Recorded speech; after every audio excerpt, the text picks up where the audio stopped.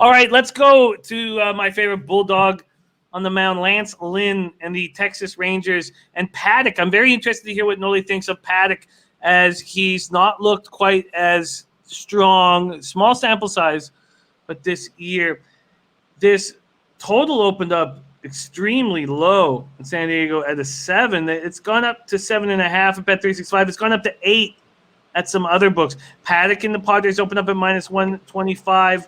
They're now at -130. So a 5-cent move towards the Padres. 13-12, 6-4 at home, going up against the Rangers. 10-12, 3-6 on the road. 78 Fahrenheit clear, 6 miles per hour sideways. Lynn looks awesome this year. 3-0, 1.11 ERA, 0.74 WHIP, 36 Ks, 32 and a third, 12 walks, 2 home runs allowed. Paddock, 4.91 ERA, but his WHIP is still strong, and his strikeout to walk, his K to walk ratio very good. But he's allowed 7 home runs. So his WHIP's at 1.17. His ERA is 4.91 because he's allowed 7 home runs in 25 2/3. But the Rangers don't hit righties. 214, 647 OPS. Padres do hit righties. 236, 775 OPS. Both bullpens are bad in the bottom 5 of the league.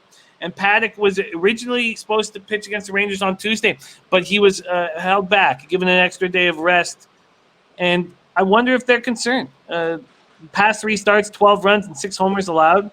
Lynn looks awesome. This, to me, is going to be a Rangers first 5. Just feels like that's the spot to back. But I really want to hear Nolly's thoughts on Paddock. How do you think he's going to look today? I mean, yeah, when you look overall at a 4.91 ERA, it doesn't look really good. But most of that coming by way of the Dodgers in his last start, giving up 6 runs. But that's a team that hits righties really well, and a team that he'd faced this multiple times already in this short season. There's a guy, the Sheriff, a guy that I'm still high on. But if you look the way that his numbers are progressing, they're heading in the wrong direction. Gave up 0 runs, then 2, then 3, then 3, then 6. So a guy that I'm not too sure about. But one thing that I do know is that he goes back and he records every moment that happens. So he went back and he recorded what happened here in every at-bat he had against the Dodgers. And I expect him to learn from that and progress from that. This is a guy that's dedicated to his craft, and I expect him to bounce back. Will he have the same shutouts that he had before?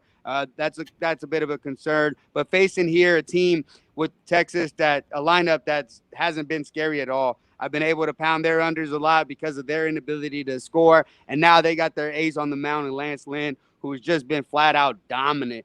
Best pitcher in the major leagues right now, highest WAR, highest everything right now. The guy's a stud. And the thing what I see is throwing over 100 pitches every time out. So the fact that he throws a complete game over there in Colorado and it comes back right back, not a concern for me. It can be for some pitchers, but not with this guy. I expect him to come out and back this team up. A lot of drama in this game, with the unwritten rules of baseball. And I don't want to get into all that. I get pretty heated, but another time for another show.